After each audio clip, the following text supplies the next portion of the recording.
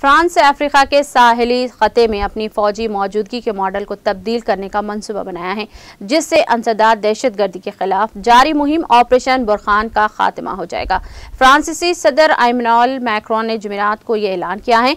उन्होंने एक news conference में कहा कि अपने इत्तेहादियों बिलखुसूस अमेरिका और यूरोपीय ममालिक से मुशावरत के बाद हम साहिल पर अपनी फौजी मौजूदगी में एक जामा तब्दीली का आगाज करेंगे।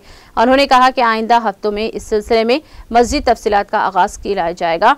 मिस्टर मैक्रोन ने कहा कि इस तब्दीली में मॉडल में तब्दीली शामिल होगी। इसके तहत इस ढांचे को तब्दील किया जाएगा, यानी कि ऑपरेशन बुरखान का खात्मा हो जाएगा। इस ऑपरेशन को एक बैनुल-अक़वामी इत्तेहाद के जरिए कायम किया जाएगा, जिसमें इलाकाई शिरकतदार शामिल होंगे।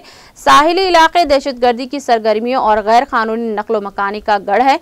फ्रांस ने 2014 में खत्े में सूरत हाल को मुस्तहकम करने और मुकामी हुक्काम को सलामती बरकरार रखने में मदद के लिए अंसदाद दहशतगर्दी ऑपरेशन शुरू किया था।